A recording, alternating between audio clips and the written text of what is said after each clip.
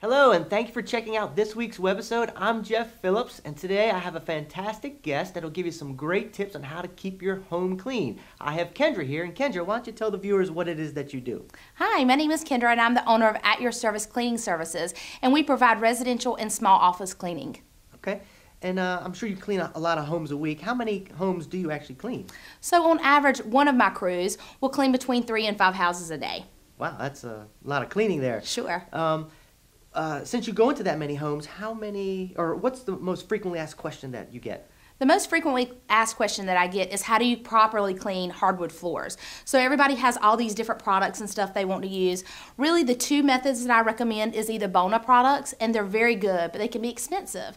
Or you can take your own whatever bottle that you have and mix it with 1/10 vinegar, white vinegar, and the rest water, and you just spray the floors, and you take a microfiber brush or cloth and you wipe them right after that. So that cleans them. The key is not to get the floor saturated with water. Well, that's pretty simple. Yeah, absolutely. Okay.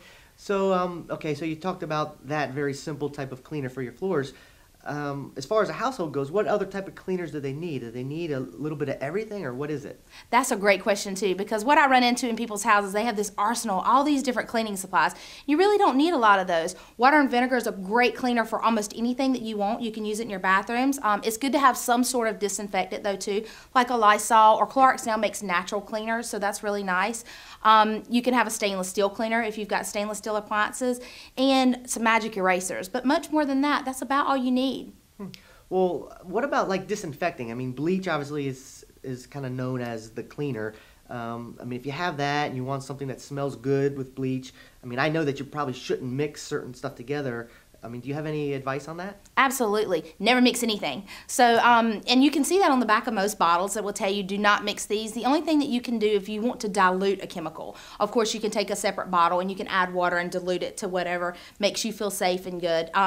But absolutely never mix chemicals. And bleach is a really good cleaner, but I don't recommend using it, especially not full strength, or you can use it every once in a while because bleach can burn. It can burn your hands. So be careful with what you use when you're using those type of products. Right, okay. You know, I know some people can be allergic to it. I mean, I know when I used to do dishes at a restaurant, the last sink was filled with bleach water, yes, and my hands would, I don't know if they were burning or it was just an allergic reaction, but yes, they would get all dry and flaky.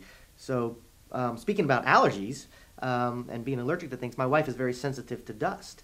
Is there anything that you can kind of recommend? Because we don't want to go around dusting the whole house, you know, every week. Right. Any tips to kind of how to keep the dust down? Absolutely. So you want to keep the dust from the ground to the bottom down. So one good thing that you can do, you can take a broom, you can run it over your blinds to help cut down on that, and you can run it over your baseboards really fast. So those are some things to keep the dust down.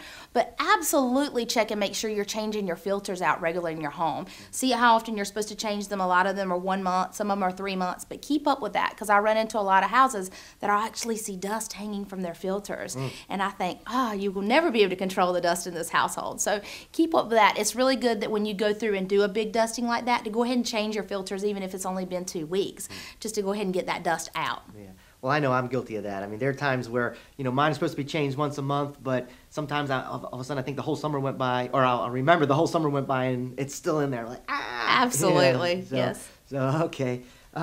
And then I guess one other question I wanted to ask you is, I had a home previously where we had hard water and we could never get the rim, stain around the bowl, yes, removed. I mean, do you have any advice on how to help that out? I do, and I run into that a lot with houses out in the country for the first initial clean that we go in there.